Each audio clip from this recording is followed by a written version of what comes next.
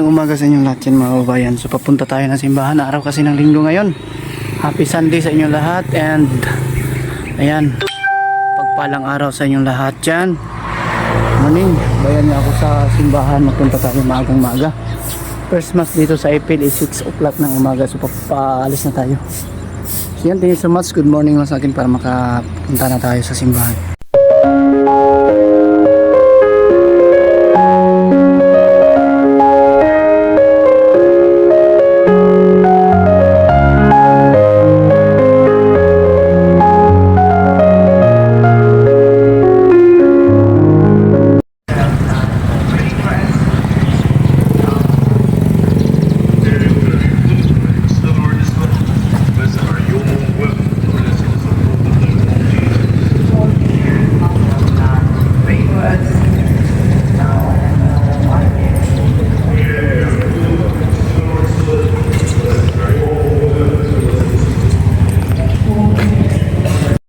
Idol at papauwi na, tapos na po yung misa. First mass po dito ay 6 o'clock, no? Hindi na tayo nakapag-video pa sa loob kasi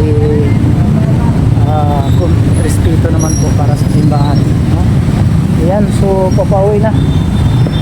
Thank you so much pala po sa patuloy niyong suporta, panonood niyo palagi ng ating videos. So ito po yung kanilang area dito.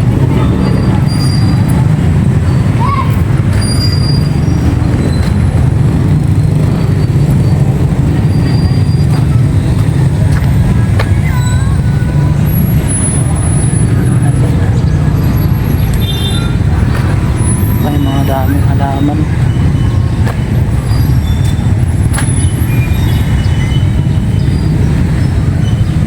Ito yung pinaka-landmark na dito.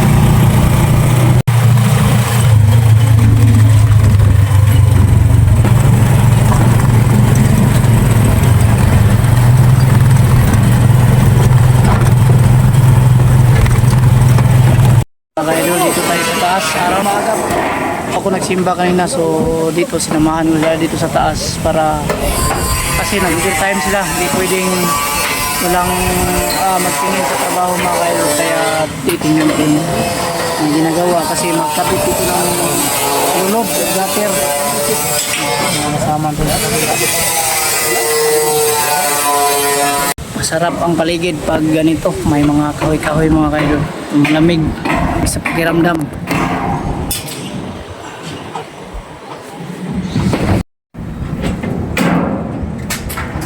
Isa na tayong magkabit ng ano dito, yung alulod. Taas po kanyang alulod, no?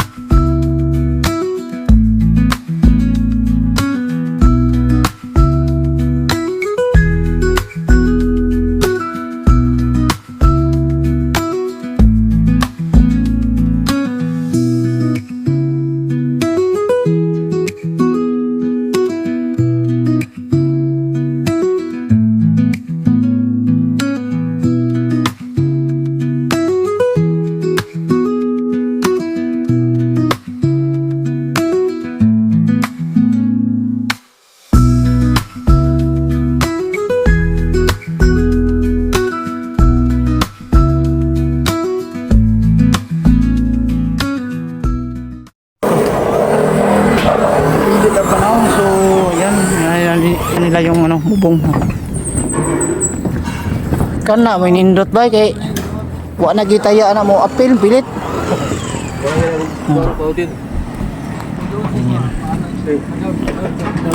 Para wala nang ano.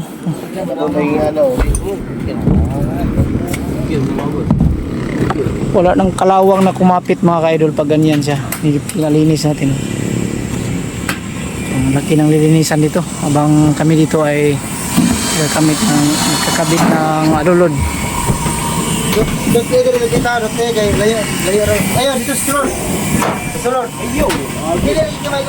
Nakating natin dito.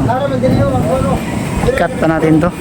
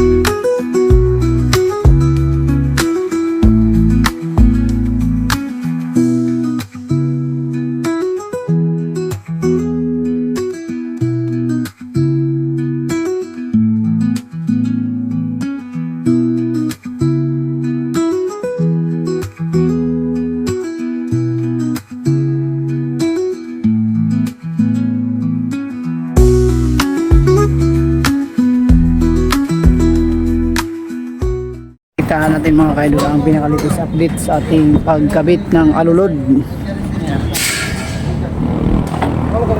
Ako po ay nagka-cut dito kasi hindi po kami nagkaintindihan nung nagsukat nitong bubong.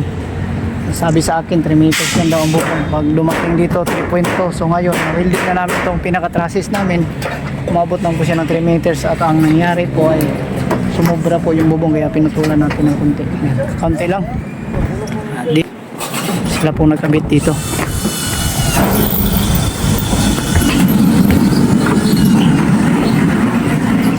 Grabe o, pinakinis masyado ni Bay. Ayan. Walang mga maiwan dito na ano, kinain ng cutting ng grinder natin dito, kaya maiwasan natin po magkaroon po ng kalawang dito sa bubong. So ginaganyan natin, nililinisan. Ganyan ang pamamaraan natin mga kaidol pag nagka-project katulad nito. Ayan, pinalinis talaga natin ng ganyan para maiwasan natin po magkaroon po ng kalawang. No, minsan kasi yung mga kalawang pagkatay kakabit pa ng mga alulod, may kinakating pa dito sa taas. Ayan, may kinakating pa dito sa taas. Ang nangyayari kasi yung malalaglag na mga iba dyan, yung mga kinain ng grinder, kinain ng barina, kinain ng barina, kung maiwan dyan pag umulan yan, nag-umpisa yung kalawang. Kaya sa ating mga project natin, ang ginagawa natin, pinalinisan talaga natin yan. So yan, at dito pinakatin po yung alulod rin. So ganyan lang yung pagkanto namin mga kaidolo. Napakasimpleng pamamaraan lang. Nalagyan muna ng bulkasil bago yan ikabit. Dito yan sa pinakadulo. At yung isa naman doon. Ayan, may kanto na yan. Para rin yan sa pinakadulo doon.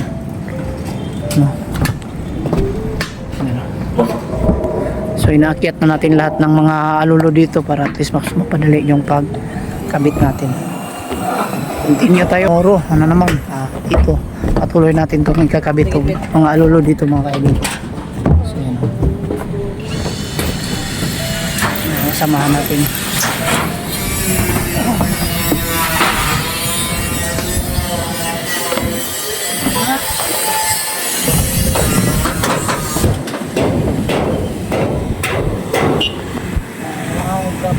Huwag natin mo.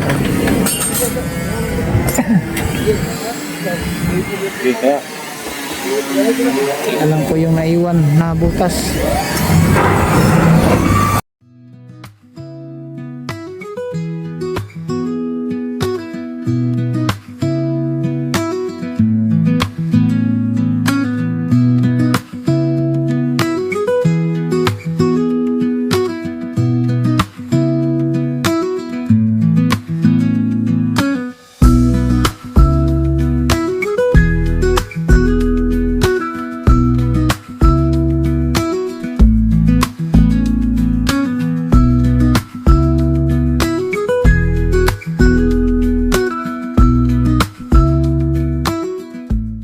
Yan ang mga ka-idol, ang ating latest update sa ganap ngayong araw-araw ng linggo, no? So, yan, tumutulong pa rin tayo.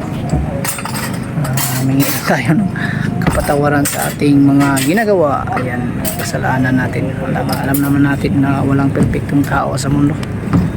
Ayan, o. Talagyan na tayo ng gutter dito. Ano, dito sa kabila rin. Napakatibay nitong pagkakabit namin, mga kayo.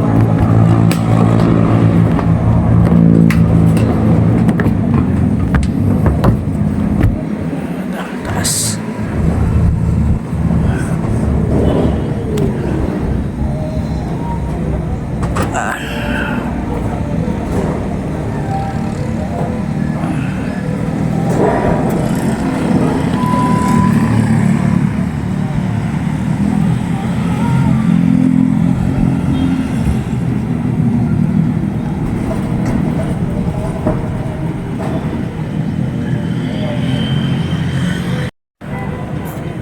Paligid natin ay maraming punong kahoy.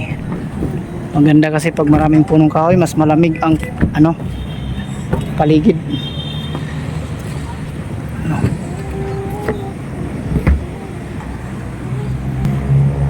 So at yan lang po muna, mga ka-idol, ang ating ganap sa araw na ito. Thank you so much sa inyong patuloy na sa pagsubaybay, and happy Sunday sa inyong lahat. Sana po ay nasa mabuting kalagayan kayo.